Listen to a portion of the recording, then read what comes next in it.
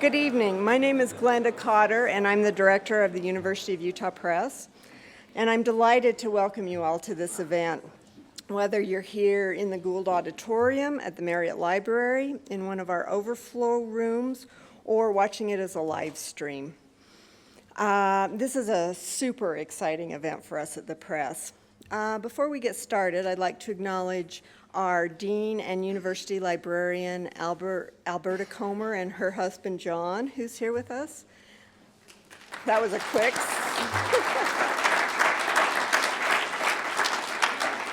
And also Greg Thompson, who's an Associate Dean for Special Collections. And I thank them very much for attending. I'd also like to thank the staff of the U of U Press, particularly our marketing manager, Hannah New, who's been out selling books before the event, and also Heidi Brett, Mike Bigler, and Angela Wilkins, and many of the other key staff at the Marriott Library who are helping to make all this happen. And also Mindy Young at Equality Utah. It's the hard work of all those people who've made this possible. The U of U Press is so pleased to partner with Equality Utah for this Q Talk, and we want to recognize their vital work as the state's political advocacy organization for the LGBTQ community. In 2015, they procured the first non-discrimination protections for LGBTQ Utahns. In 2017, they overturned the discriminatory no promo homo law that prohibited public school teachers and students from discussing LGBTQ issues in the classroom. They most recently launched the Still Happening campaign to end the practice of conversion therapy in Utah. Go Troy. And earlier this month, they worked to pass an LGBTQ inclusive hate crimes law.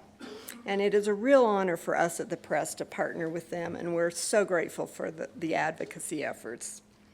The Press also has a long history of working with Dr. Gregory Prince. The release of his new book, Gay Rights in the Mormon Church, marks his third title published with the Press. And as Greg and I have discussed the project over the course of its production, we have shared the conviction that this book has the potential to save lives. That's not something we at the University of Utah Press can say very often. And I'm really pleased that he asked us to publish this book.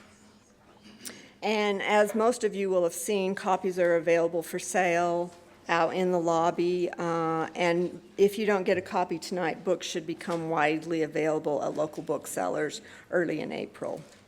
Now I'm pleased to introduce Troy Williams, who tells me he is a proud University of Utah alumnus and the executive director of Equality Utah, who will introduce Dr. Prince.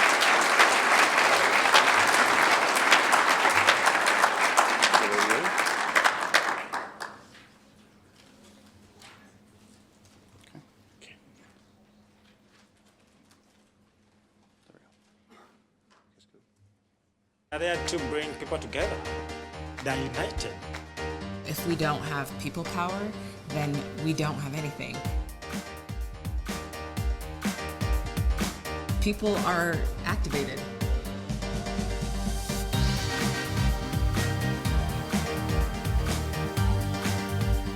Working together can make more progress. There's a whole community here to support you. You're not alone. Welcome to Q Talks, everybody. I'm Troy Williams, and I'm so happy to be here. How y'all doing? You feeling it? I don't know about you, but the last 2 months of my life have been awesome. This has been one of the most amazing legislative sessions of my career here, and that's saying something. It was kind of wild and crazy, and I'm just so grateful for all of you and all of your love and support. Yeah, for the first time, and it took about 4 years, I'm working with so many different community partners, but together we passed the first LGBTQ inclusive hate crimes bill this last session. This is amazing, and so many people have put so much of their heart into it. So yeah, give yourself a round of applause for that. It's cool. This isn't church, folks. It's a little different, okay? You don't have to be reverent. And the beginning of the session was really intense as well because we had this really discriminatory, harmful bill that really would have hurt the transgender community. And I have to give our VIP award to a 14-year-old transgender student named Dex, who really, I think, turned the tide. And within 2 weeks, we were able to defeat that bill and have it pulled. And his parents, Mel and Robin, are here, right here. And so,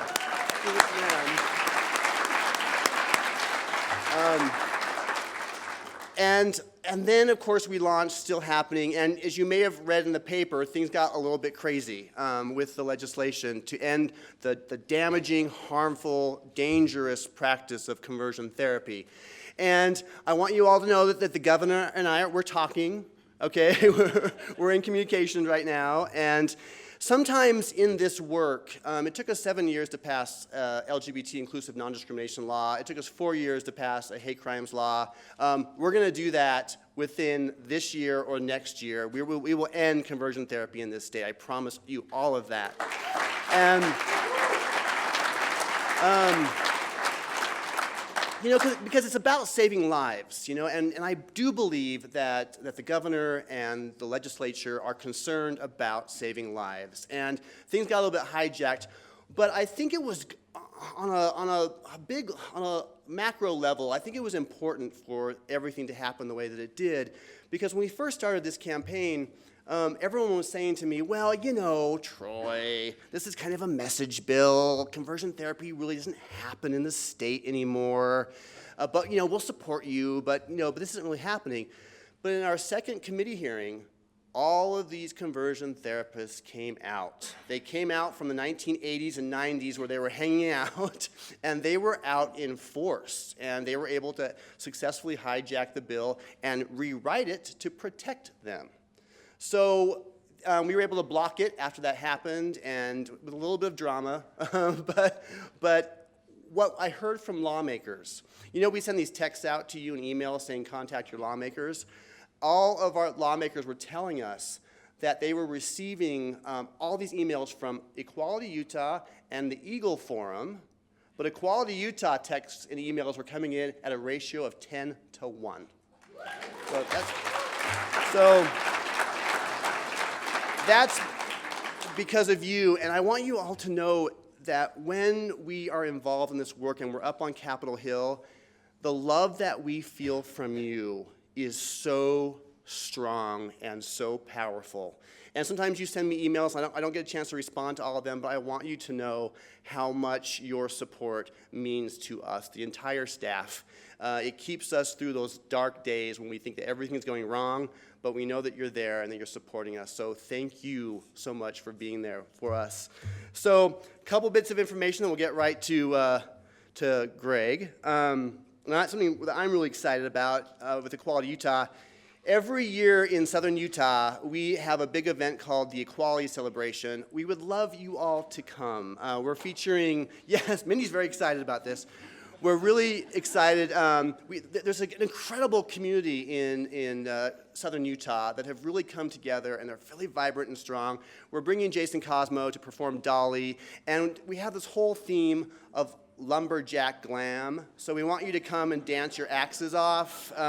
That's the work. So that is February 27th, and you can check everything out on Equality Utah's page. April 27th. And then our next Q Talks, really quick, is with my good friend Dustin Lance Black. He's the screenwriter of the movie Milk, and won the Academy Award for that, and also wrote the TV series When We Rise. And so Lance is coming back on May 9th, and we'll have another event just like this with him. So we really want to encourage you to sort of stay tuned. We'll have the announcement for where in a couple days. So anyway, so now for the main event. All right. I'm so excited for this book, by the way, because I make a couple cameo appearances in it, and I'm thinking when the movie is made, like Ryan Gosling, maybe, something. Does that sound good? Are we good? All right. Just putting that out there right now. So Greg Prince holds a doctorate degree in dentistry and a PhD in pathology. After graduating as a valedictorian from Dixie College, he served a 2-year mission in Brazil for the Church of Jesus Christ of Latter-day Saints. And upon returning to the United States in 1969, Prince attended graduate school at the University of California and received a DDS in 1973 and a PhD in pathology in 1975. And in 1975, he and his wife, Jaylyn Rasmussen, moved to Washington, D.C. for a postdoctoral fellowship at the National Institute of Health. And for the LGBT folks in the room, Greg Prince is a true ally to our community. And he is having these really difficult conversations with the very people who need to hear them the most. And it's been such a privilege for me to get to know him over the years and to work with him and to call him up and cry sometimes over things that are happening and have his love and support for our community. It means so much. I lovingly refer to him as my bishop. So please welcome Greg Prince.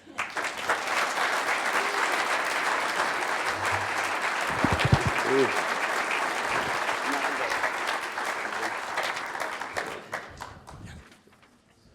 Keep that open. So, right. Okay. And I refer to him as elder. And I think what it means is if we had our own church, and I understand the name Mormon is up for grabs now.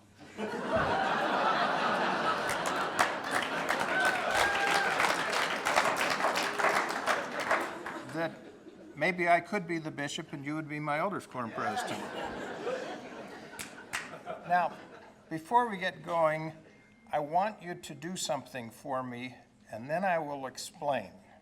I want you to turn around and wave to the camera and say, "Hi, Hudson."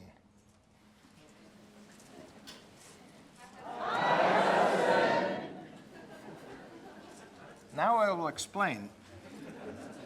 If I look bleary-eyed, it's because I am, therefore I don't have to have accountability for anything I say. Yesterday I was in St. George. I got up at 3 a.m., flew to LA, flew to New York, spent a few hours with my first grandchild who had been born on Saturday.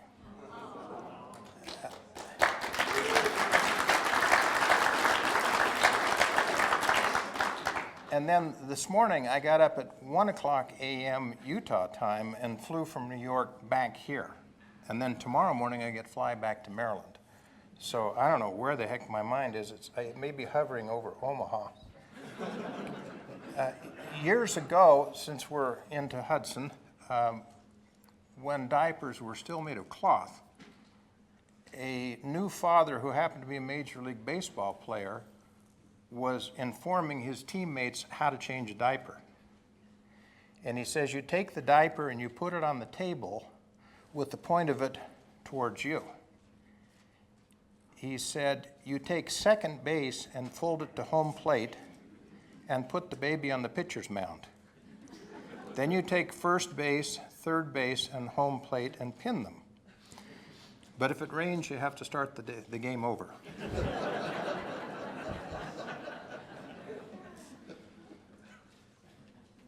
My books have chosen me in all 4 cases. The first one was on early priesthood. That came about because after 4 years of being the elders quorum president, that Troy can do much better, I had a lot of questions that I couldn't answer anywhere else, and finally that one compelled me to write that book. Because of that book, an unusual mission president in D.C.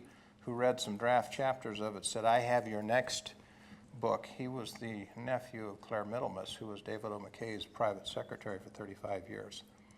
After the McKay book came out, I gave a presentation in Logan. A woman came up afterwards, says, I'm Susan Arrington Madsen, may we talk tomorrow? And tomorrow, she said, the family has read the McKay book, we would like to have you write Dad's biography. The genesis of this one was a little bit more complex, but it found me the same way. I didn't know when I started, or when this timeline started, that this was what was actually going on. In November of 2008, a week and a half after the election, I was in Boston visiting with my daughter Lauren, who was a student at Boston University. I got a phone call from Helen Whitney, who had been the producer the prior year of the monumental 4-hour documentary called The Mormons that was broadcast on PBS. I had gotten to know her because of the McKay biography. We'd become very close. She called me in something of a panic and said, "My best friend, Andrew Solomon, has turned on me because of Proposition 8. Andrew Solomon is a brilliant writer. He writes for The New Yorker. He published a book in 2000 called The Noonday Demon, which by many is recognized as the Bible about depression, won a National Book Award. More recently, he wrote a magnificent book called Far from the Tree. He told Helen, "How could you have said anything good in your documentary about this evil church that helped to pass Proposition 8? She said, "Can you help me repair that friendship?" It took about a year, mostly through email, just to bring the temperature down a bit. And I finally was able to say, "Can you help me be part of the solution instead of the problem?" He said, "What do you mean?" And I said, "Write me an article for Dialogue." He said, "Yeah, I'll do that." But he got so immersed in writing Far from the Tree and was farther and farther behind on his deadline, I called him and said, "Let's just do an interview instead." So I went to New York and did a wonderful interview of him that was published in Dialogue. That's where my sensitization on LGBTQ issues really started to be raised. I didn't have an immediate desire to go out and write something. I was just learning from a real master there. A couple of years later, I was asked to be on the National Advisory Board of the Johns Hopkins University School of Education because I have such credentials in education with a degree in pathology. But they wanted somebody from biotech there, I guess as a token freak. But in the first meeting that I attended, there was a gentleman who had already been on the board. His name was Eric Paquette. He was a vice president for Screen Gems in Hollywood. It was the only meeting I ever attended there that he also had attended, which was kind of strange. During lunch, I said, "I'm going to be out in LA next week by chance. Do you want to get together for lunch?" And he said, "Sure, come on down to the studio." So we had lunch, and during the course of lunch, he said, "You are a Mormon and you are reasonable on LGBT issues."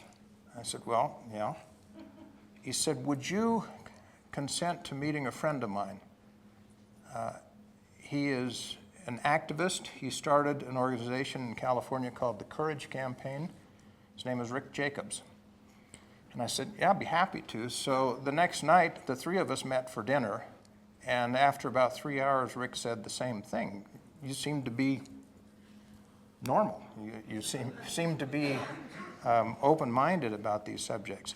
That was the beginning of a friendship that has endured to this time. With both Andrew Solomon and with Rick Jacobs, I consider them dear friends and mentors, and that mentoring continues to go on.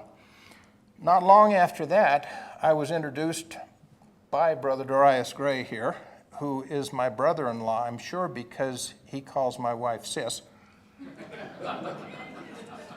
to Bill Evans.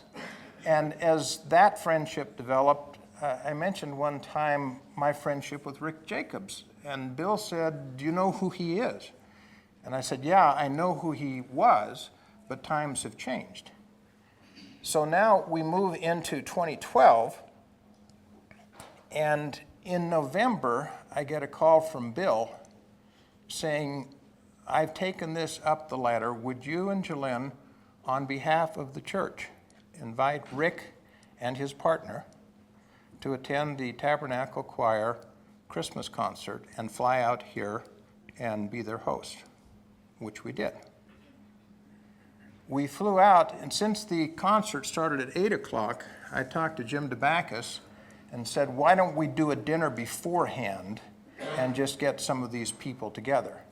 So we had a dinner at the Alta Club that included several people from public affairs, including Bill, And it was almost a who's who of LGBT leaders, both in Utah and nationally. It included Jim DeBackus, Chad Griffin, who had just taken over as the executive director of the Human Rights Campaign nationally, Bruce Bastian, Rick Jacobs, Trevor Southey, Brandy Balkan, Valerie Larrabee, Dustin Lance Black, and Troy.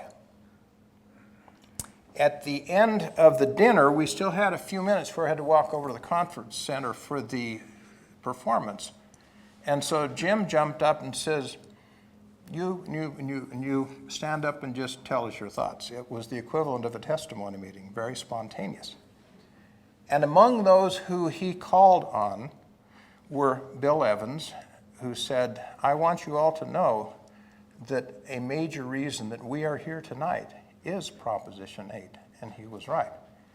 Rick Jacobs got up and said, 4 years ago, we were enemies in this fierce battle over Prop 8. Tonight, we are friends. It happened that Jolene and I had put the two of them next together at the dinner table, and they did become friends and have remained friends. Bruce Bastian got up and, with tears in his eyes, talked about how much he appreciated the direction that things seemed to be going. This was days after the church first opened the website, mormonsandgays.org.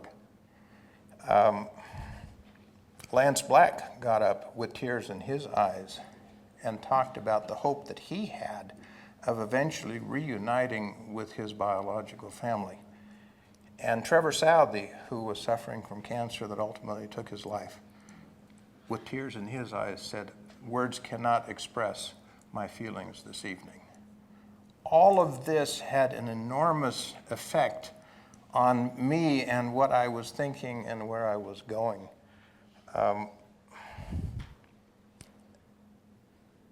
Now, shortly after that, another stepping stone along this path was when Randall Thacker, who had lived in my stake in D.C., but who I hadn't met, called me. And he said, can I come over and talk to you? Sure.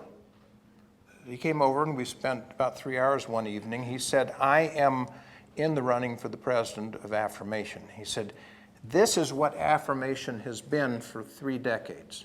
He said, this is what I want Affirmation to become. And I said, sounds good to me. When he won that election, he called and said, will you be on the board of directors of Affirmation? I said, if you do what you said you would do, yes. If you don't, if you go back to what it was, then no. He said, no, we're going in a new direction, and they did. And I was on the Affirmation board for 3 years. Now, I want to fast forward to July of 2017. This is now after the manuscript has been finished, it's been turned into the press.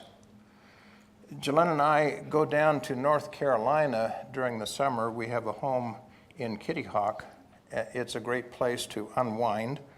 But when we're down there, we like to go to church at Duck United Methodist Church, a very quaint little church in a very quaint little town on the Outer Banks of North Carolina. We've gotten to know the pastor there, but 1.5 years ago, as we were exiting the service, we said, would you like to get together for lunch? He said, I'd love to. Let's do it tomorrow.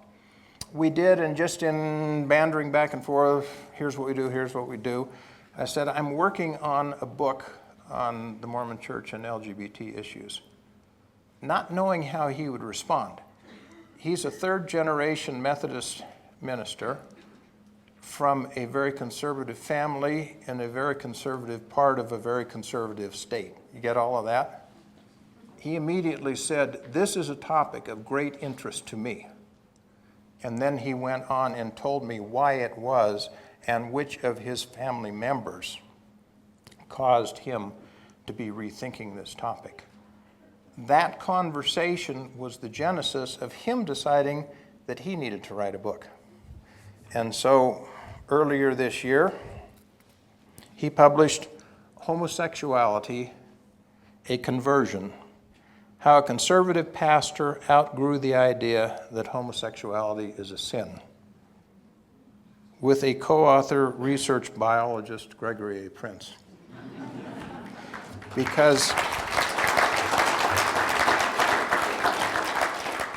as we were talking about this, and I was telling him about the biological aspects, he called me one day and he says, I can't write that chapter. Will you write that chapter for me, and then we'll put it in the book, which I did. Now, the point of that is, I want to talk about two basic issues now and one applied issue, and then we're going to have plenty of time for discussion because I think that's where the real meat of this evening will be. One basic issue is it's biology. Some of you have heard me say that before. You heard me say it in the McMurrin lecture a couple of years ago. It's more biology today than it was 2 years ago, and it will keep going in that direction. If you think this is something that is changeable, it is not. It's an imprint deep in the fetal brain during in utero development, and it does not change, and it cannot be changed.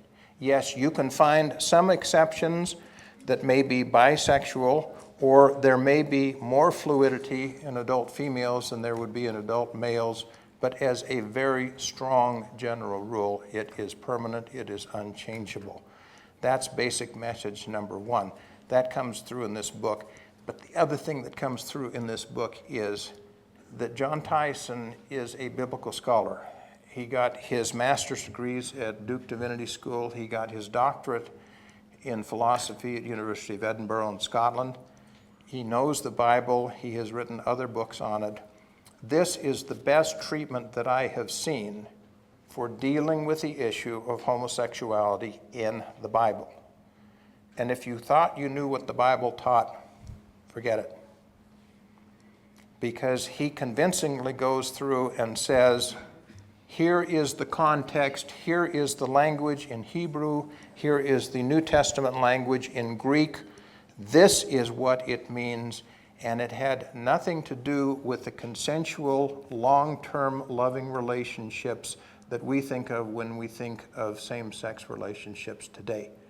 It had to do with gang rape, it had to do with pederasty, which is the forced sexual interaction between adult men and young boys, and it had to do with the temple cults of prostitution. So I would urge you, if you have any questions about what the Bible really says, pick up this book and read it. It's written in understandable language. So that's basic question number two. Applied question is what Troy was talking about, and that is reparative or conversion therapy.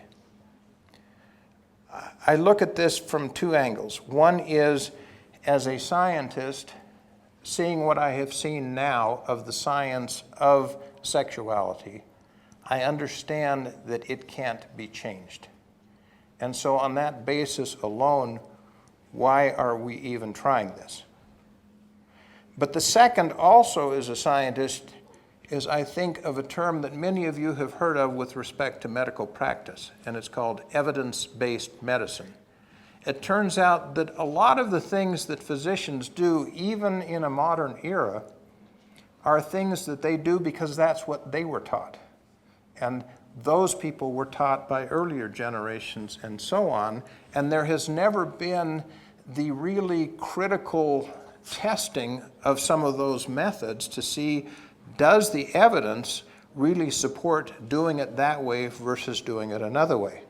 And gradually, some of these old traditions are being overturned as they're being examined with the type of scrutiny that should be used when you're trying to establish a scientific or a medical truth. So on either of those levels, either that homosexuality is biological in the first place, and the second, is the evidence there to show that this practice, biology or not, works? The answer is resoundingly no. The seminal publication on this was a decade ago. It was published by the American Psychological Association. It's about that thick. But the two conclusions of it are, number one, there is no evidence that conversion therapy can, in fact, affect permanent change in sexual orientation. Number two, there is abundant evidence that in many cases it does harm, and that harm can be permanent. So on those two bases, we got to fix this. And Troy, I'm 100% in your corner on this, and I think more and more institutions and more lay people are finally starting to realize this is barking up the wrong tree, but it's doing damage at the same time. So let's get on with it. Now, that being said, that's how I got into this book. It's written like my other books in that each chapter is a subject. It's not trying to follow a timeline, and on this topic you can't do that anyway, because there are so many different threads that are all moving forward in the same timeline that to try to blend them all into a single narrative becomes a soap opera. But now I would like to turn it over to you and see what you have to say about it and the questions that you've got, and I'll do my best to try to answer them. Would you hold one moment, please, while we get the mic? While they're doing that, let me jump to the end of the book. I told you that my first catalytic event on this was Andrew Solomon. When I interviewed him, he gave me such an eloquent paragraph that I decided to give him the last word in the book. And this is the final paragraph. He said, "There is a line that I always love from Lucretius. He said, 'The sublime is the art of exchanging easier for more difficult pleasures.' The presumption of that formulation is that the more difficult pleasures are actually better than the easier pleasures. That is why one does that. Being in a marriage and having children is the greatest pleasure. It is not like eating ice cream. It takes a lot of effort and work. And I feel like that is where, to me, Andrew, the Mormon Church is missing its point.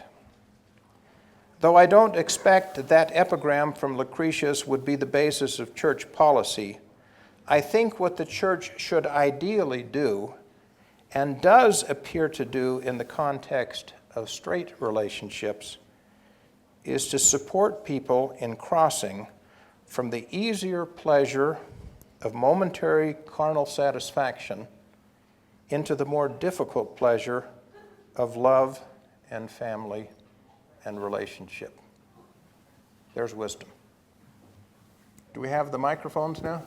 We do. Would you please wait until we put a mic in your hand? We are streaming and filming this, and we would like to get your question on both of those medias. Somebody got to break the ice.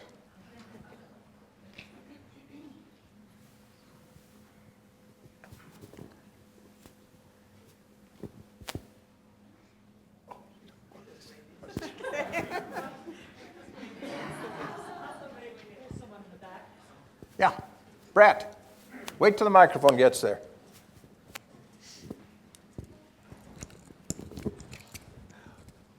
Perhaps you've already broached this topic, but how has this been received by the brethren, and with whom have you spoken to in the quorum or any other leaders?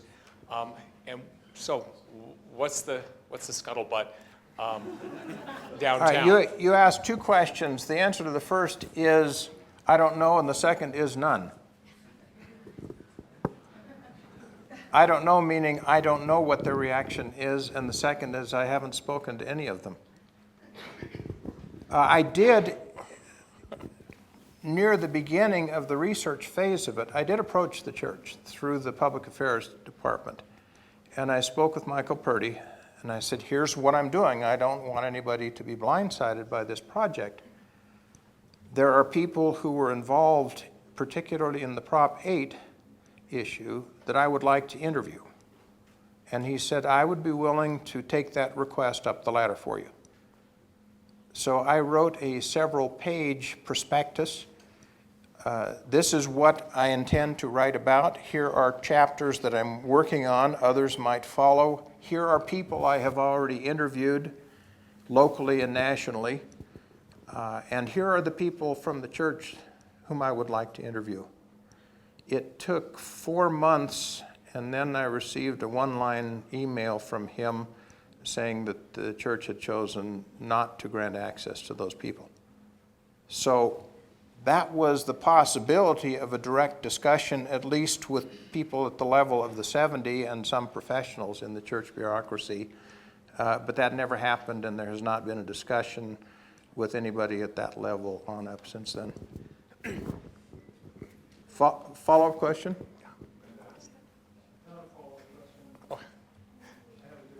Okay. It seems to me, having thumbed through the book a little bit, that this starts, the history that you're covering with the book, within the book, starts in about 1969, kind of the same time that President Kimball wrote A Miracle of Forgiveness and the Stonewall riots happened. Is there a reason, is there just not enough information prior to that time regarding the church's policy and relationship with homosexuality I mean, what made you decide to go ahead and start it at that point? Because rather than another point? prior to 1968, there was no expressed official church policy, period. The 1968 General Handbook of Instructions, which now is called the Church Handbook of Instructions, listed for the first time, I think it was homosexual acts, I don't think it was homosexuality, in a list of transgressions that might be cause for church judicial action, period. No explanations of it.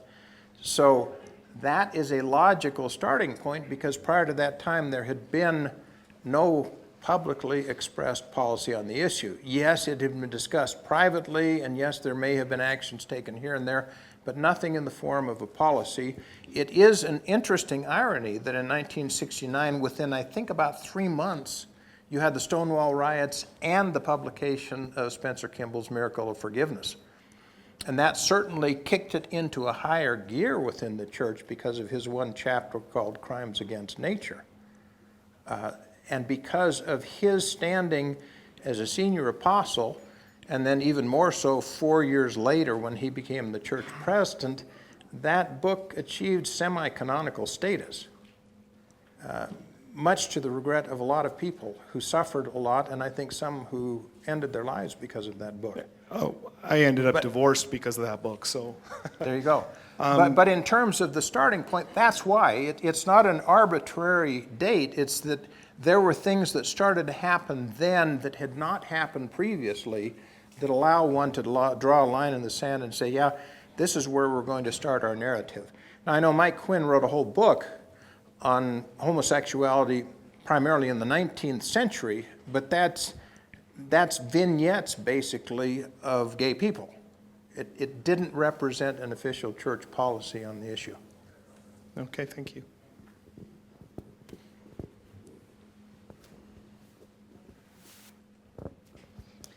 I noticed, I talked to Hartman Rector in the mid-'70s when he was an apostle, I think, and he was saying to me that there was no such thing as homosexuality, there were only homosexual acts.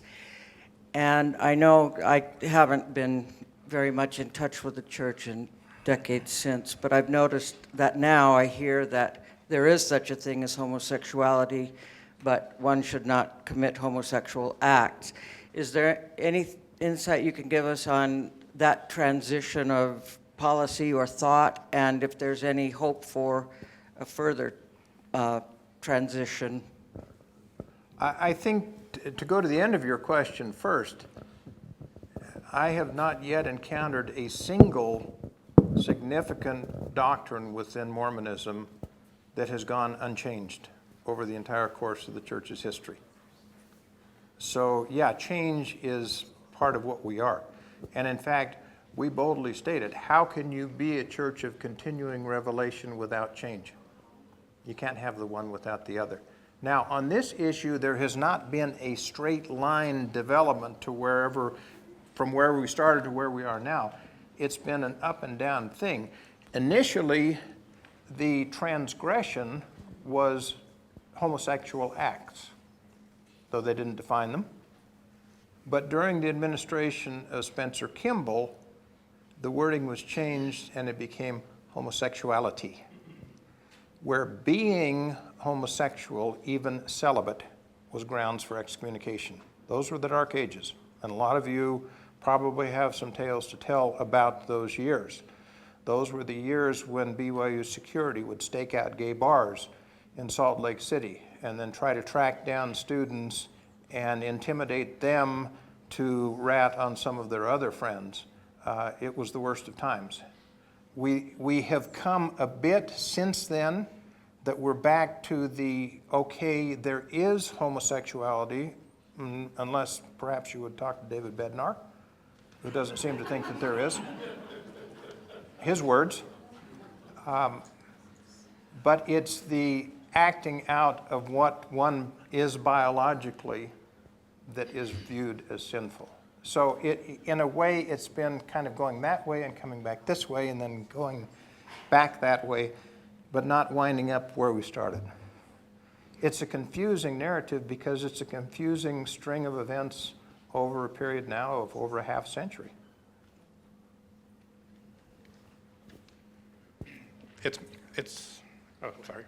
my opinion that that we had a gay man in the church who was a general authority, Joseph Fielding Smith, the patriarch. Yes. Who was released from his calling in 1946, I think, and that the three of the apostles were new apostles at that time: Ezra Taft Benson, Spencer W. Kimball, and Mark E. Peterson, and that had a traumatizing effect on them, and that because of that they tried extra hard to root LGBT people out of the church. Could you comment on that? With regards to your first statement, Hiram Smith is a good friend of mine, and he would contest your statement that his father was a homosexual. So I just put that out there for what that is worth. I don't know. In terms of the three apostles that you mentioned, in the late 1940s, Spencer Kimball was assigned the task as an apostle of reviewing all cases of sexual transgression, hetero or homo, and making recommendations to the First Presidency, whether it would be excommunication or reinstatement following excommunication. He had that job, I think, for about 20 years. Later on, he asked for more help, and so Mark Peterson was co-assigned to have that duty, and they had an expanding staff. I can't imagine what one's worldview would look like if one had had to handle hundreds or thousands of cases of sexual transgression. How do you view the world? And I suspect that that had something to do with the rather hard-line approach that Spencer Kimball took when he became the church president, and the hard line that was expressed in his book even before he became president, that he had lived in that environment continually for years. That would have to jade your outlook on life. Is that an adequate response to the question? Okay. I'm an identical twin, and I grew up in the 70s. I'm straight. My identical twin was gay, and he passed away, unfortunately, in the year 2000 from AIDS. But I, in particular, have appreciated the science as the 70s brought about a time of, well, this is something you bring on. And we were literally connected at the hip.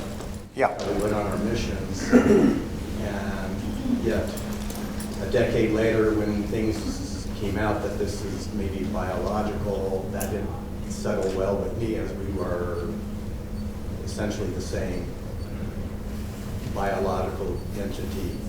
And so I appreciate modern science for what it is. It's a great thing, and it settles my heart. Thank you. Let me delve into that a little bit, because it's really an important point. You've got two kinds of twins, identical and fraternal. With fraternal twins, you have two separate eggs produced by the mother. Both of them are fertilized simultaneously. So you can have male-female fraternal twins. But the genome is going to be quite diverse. It could be as much as 50% diverse from each other, or it could be fairly close, but nonetheless be separate eggs. The other is called monozygotic or identical twins. Mono meaning one, zygote is the fertilized egg. So one egg is fertilized, but then in an early stage of development, it divides and separates, and then you have two eggs that continue to develop, and those are genetically identical. Well, twinning studies have been enormously important in a whole bunch of issues in medicine and physiology and biology. If homosexuality were strictly genetic, then you would have 100% concordance in identical twins. If one were gay, the other would be gay. If one were straight, the other would be straight. The fraternal twins could be whatever combination because it's just a grab bag of what the genetic similarity of the two twins is. Well, it turns out that with homosexuality, the concordance within identical twins is around 60%, and in fraternal twins, it's under 20%. So both sides could claim victory, the behaviorists and the biologists, but in fact, it's not quite that simple. It's a combination of the genetic makeup of the developing fetus, plus factors that act on that developing fetus that can be from the mother or can be from the father, but they're not part of that string of beads called DNA. DNA is the genetics. The layer above that, that often is more important biologically, is called epigenetics, above genetics. And it's at that level that you have the imprinting in identical twins. And so these epigenetic factors that come into play might affect one of the developing fetuses, but not the other, even though they are genetically identical. And this, I presume, is what happened with you and your brother. So it's that combination in some cases of genetics and epigenetics. In others, it doesn't appear to have anything to do with genetics. One of the longest known factors influencing homosexuality is called the birth order effect. And it's really strange because it occurs only in males. The birth of females at any point in the birth order has no relevance to it, and it's only right-handed boys. Go figure. But with a single biological mother, each subsequent male birth has a 33% higher chance of being gay. Now, if the first one is 5%, we don't really know what that factor is. It's probably somewhere between 2.5 and 10, who knows. Probably on the higher side of that. But you can do the arithmetic. If the first one has a 5% chance of being gay, then the next brother has 5% plus 1/3 of 5%, and it's additive. By the time you get to the 7th, you're up near 50%. Now think about that, and then there was a rock song in the 60s by Johnny Rivers. I'm the one. I can heal the sick, raise the dead, make the little girls go out of their head. I'm the 7th son. In 17th, 18th, 19th century culture, the 7th son in a family was thought to have magical powers, and in many cases had the given name of doctor, because some of them had the ability to heal people. Think about that and the birth order effect of homosexuality. You may need to correct me if I'm wrong, but my recollection is that with regard to the November 2015 policy of children of gays, yes. And the church, that the president of the Quorum of the 12 at that time stated that that was revelation. If that's true, haven't they backed themselves into a pretty tight corner with regard to change? That was Russell Nelson, who was speaking on behalf of President Monson, who wasn't speaking in behalf of himself because he was pretty deep into dementia at that point.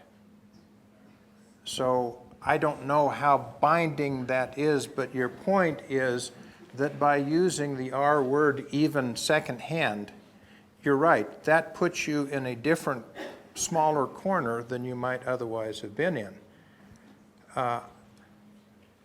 There were leaks in the facade after that November policy was announced. There was this word going around in some quarters that people at the level of 70s were saying, well, this is just a temporary thing. Some even saying it with more assurance than that. And I suspect that it was in reaction to that that President Nelson decided to say what he said in Hawaii, which is when he made that statement in a broadcast.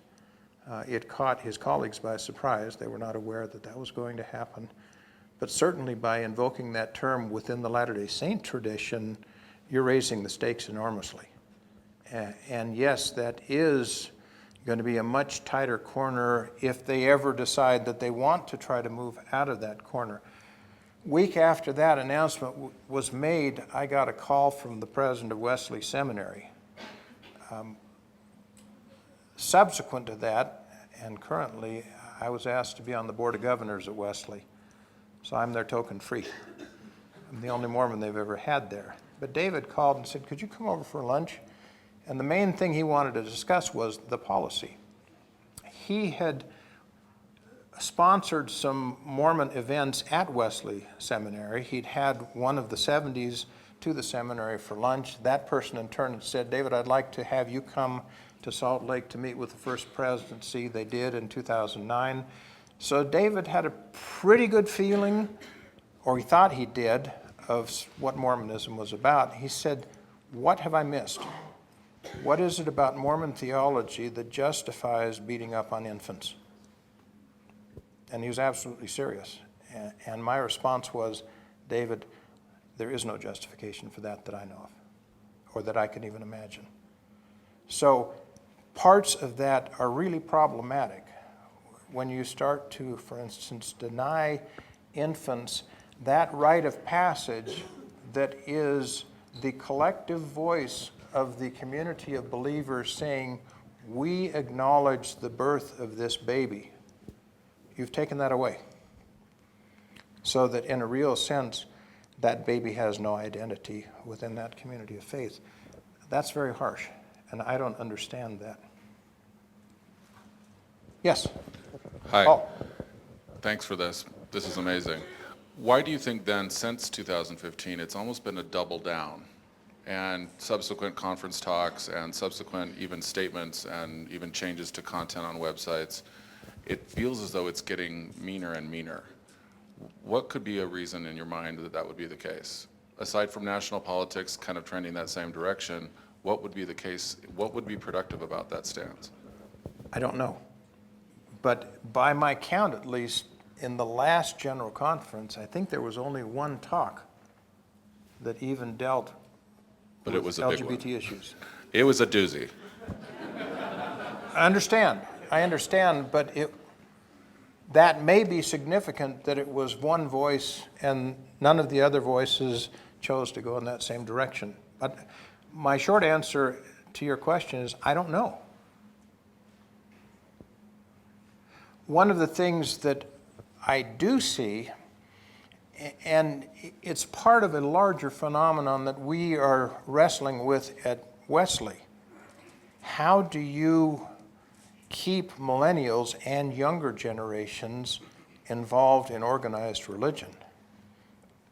And the answer is, nobody has the answer yet. All of them are losing, including us. This hikes up the stakes on that I know of a lot of kids for whom this was the last straw, some adults as well. But gay kids and straight kids saying, if my church gets this wrong, whether it's Mormonism or anything else, I'm gone. And if they go out the door under those auspices, they're not going to come back. So I don't know what the motivation is, but on the distal end, I see that the effect is that we're losing a lot of kids and probably a lot of adults because of this policy and because of general church attitudes towards LGBTQ people. And I really mourn for that. It just is hard when you have a neighbor who apologizes as she's going to church, because I don't think that the body of the church feels the same way as the policies have been dictating. We're seeing otherwise. It just seems counterproductive. Yeah. Thank you. Yes. Greg, how is it and why is it the church feels threatened by gays and gay rights? By what? By gays and gay rights. What is the existential threat that they feel regarding that? I think if you look at society, if you go back before the 19th century, it wasn't a threat. If you go back into ancient societies, in fact, it was just, I wouldn't even say another flavor of normal, it was normal. It wasn't differentiated. It was in the 19th century, and really towards the end of the 19th century, that the word homosexual even was invented. It came out of Germany. And into the first decades of the 20th century, I think that both the religious profession and the medical profession kind of went hand in hand and decided that this was aberrant, that it was pathological, that it was dangerous, and that it needed to be stamped out. I don't see that that sentiment was there much before the late decades of the 19th century. Now, I haven't gone back into the history, so if there are those who are versed on that, correct me, please. But I see this as something that's mostly over the last century plus. In the World War II era, it started to come out of the closet in a way that it hadn't before, because for the first time you had a lot of men from rural areas who now were congregating in urban areas as they prepared to go to war, and then were congregating with the troops. And when they came back, they had found that some of the coastal cities in particular were much more friendly towards gay men than the intracoastal regions. And so I think that homosexuality started to take on a higher profile in society than it had before as a result of what happened during the war. But then it was coupled in the 1950s with the communist scare. And that was an evil coalition. So you had McCarthy taking shots not only at communists, but at homosexuals. And Eisenhower trying to cleanse the State Department of homosexuals. Why? Because they had conflated in their minds this with that. And that just hiked up the distaste that society had. And it was all based on inaccurate assumptions. There's also just the very nature of xenophobia has been with us for a long time. And if you are of a demagogic outlook as a leader, then to survive, you've got to have an enemy. And this is a convenient enemy. You saw it in the 2004 presidential election, where Bush used marriage equality as a wedge issue and used it quite effectively. And so there's been round after round of demonizing, and once you have demonized the other, whatever that is, then you can start to do unspeakable things and think that that is acceptable. It's a long answer to your question, Nick, but I hope it's adequate. Yes? So my question is more directed at like a church standpoint. So the church kind of promotes the plan of salvation, or like the plan of happiness, and that happiness is, from that plan, is obtained through family and through obedience to God's laws. According to the church, how are homosexuals supposed to obtain that balance of finding happiness with a partner, but also obeying God's commandments? I can't answer that on behalf of the church. What I can say is whatever you think you know about post-mortal existence probably ought to have some conditions attached to it. Now, I give a trivial example, and yet there's a lot of substance to it. If you really think you understand afterlife, then explain to me where we will go for Thanksgiving and how many turkeys we need to order.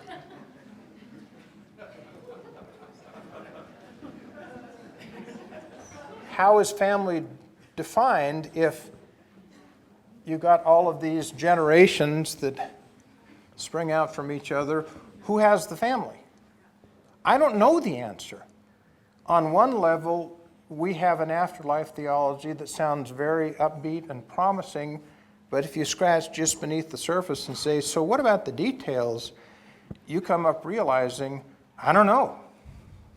So I'm not about to try to figure out what the configuration of things is going to be over there, whatever there is. What about now when we have the family of proclamation to the world that states that a marriage needs to be held between a man and a woman? I understand that, and I understand that that's the church's position. I can't explain it, and I don't try to defend it. I think we've got time for one more question tonight. Okay. Okay. Well, thanks. I was just going to say, it's really a follow-up to the comments that were just made a moment ago. I think the church is in a uniquely difficult position regarding the idea of an existential threat presented by the LGBT community because of its view of eternal procreation. And that's the basis for the existential threat, by acknowledging that there could be relationships outside of what it views as something that's essential to this eternal progression idea. You've painted yourself, as was mentioned before, into this very difficult corner, and I don't know how doctrinally the church is ever going to reverse that. Well, if you want to go down that road, and I don't think you do, then you have to wrestle with the issue of why then do we allow adoption? If this is all about biological procreation, then we shouldn't allow adoption. Also, if you look at advances in reproductive medicine, anything's possible now. There was a great story in Newsweek, I think it was around 2012, maybe a little earlier. Google Newsweek, Andrew Solomon, Modern Family.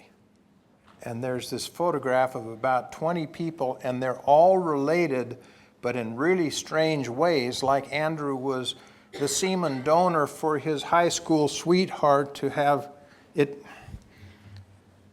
Anything is possible now, even cloning will be pretty soon. And so the idea that two people of the same sex cannot procreate, no, that's not right. So once again, biology comes to the forefront on this, and you say, okay, if this is possible, then how can you be condemning that? But it's so interesting because the difficulty is reflected in the statement by Boyd Packer when he said a loving God wouldn't do that to you. He views it as a defect.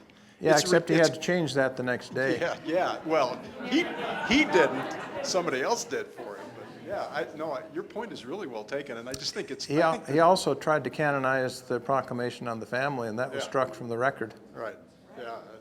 Yeah.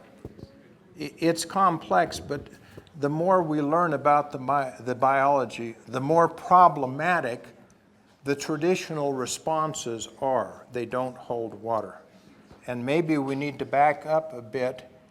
And if it were up to me, I'd say let's all take a humility pill and say there's a whole lot that we don't understand. What we do understand is we're here to help each other, and anything that hurts somebody should be re-examined. And if it causes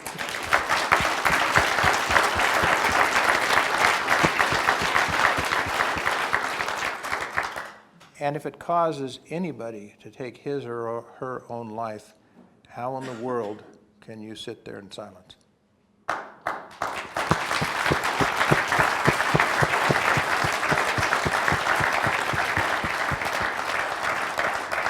on that note, let's give Greg another round of applause.